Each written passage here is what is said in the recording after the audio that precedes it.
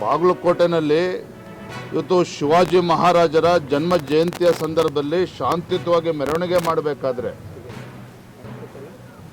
ಯಾವ ಶಿವಾಜಿ ಮಹಾರಾಜರು ಯಾವುದೋ ಒಂದು ರಾಜ್ಯದಲ್ಲೆಲ್ಲ ಇಡೀ ದೇಶದಲ್ಲಿ ಒಂದು ಸ್ವರಾಜ್ಯದ ಕಿಚ್ಚನ್ನು ಹಚ್ಚಿದಂಥ ಪುಣ್ಯಾತ್ಮ ಮಹಾರಾಜರು ಅಂಥ ಶಿವಾಜಿ ಮಹಾರಾಜರ ಜಯಂತಿ ದಿನ ಮೆರವಣಿಗೆ ನಡೀತಾ ಇದ್ದರೆ ಶಾಂತಿಯುತವಾಗಿ ಇವತ್ತು ಅಲ್ಲಿ ಒಂದು ಧರ್ಮಕ್ಕೆ ಸೇರಿರ್ತಕ್ಕಂಥ ದೇಶದ್ರೋಹಿಗಳು ಕಲ್ಲನ್ನು ಎಸಗಿ ಇವತ್ತು ಅಲ್ಲಿ ಕೋಮುಗಲಭೆ ಸೃಷ್ಟಿ ಮಾಡ್ತಕ್ಕಂಥ ದುಸ್ಸಾಹಸಕ್ಕೆ ಕೈ ಹಾಕ್ತಾರೆ ಅಂತ ಹೇಳಿದ್ರೆ ಎಲ್ಲೋ ಒಂದು ಕಡೆ ಈ ರಾಜ್ಯದಲ್ಲಿ ಅದರಲ್ಲೂ ಕೂಡ ಕಾಂಗ್ರೆಸ್ ಸರ್ಕಾರ ಬಂದ ನಂತರದಲ್ಲಿ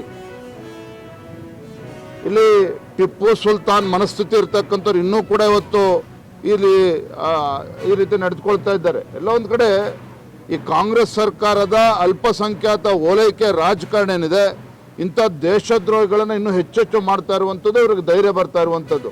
ಹಾಗಾಗಿ ನಿನ್ನೆನೂ ಕೂಡ ಆಗ್ರಹ ಪಡಿಸಿದ್ದೇನೆ, ಮುಖ್ಯಮಂತ್ರಿಗಳು ಹಾಗೂ ಗೃಹ ಸಚಿವರು ಇಂಥ ದೇಶ ಪಾಕಿಸ್ತಾನ ಜಿಂದಾಬಾದ್ ಅಂತವ್ರನ್ನ ಕ್ಷಮಿಸಿದ್ದೀರಿ.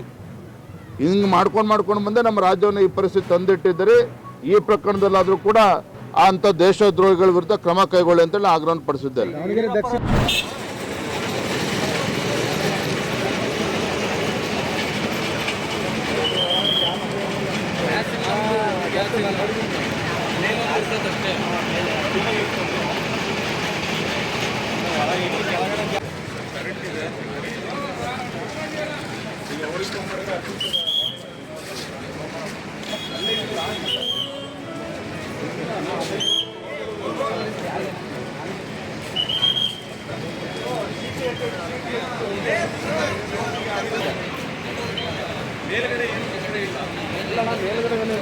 ಮೇಲೆ ಬೆಂಕಿ ಕಾಣ್ತಿಲ್ಲ ಮೇಲೆ ನೋಡಿಲ್ಲ.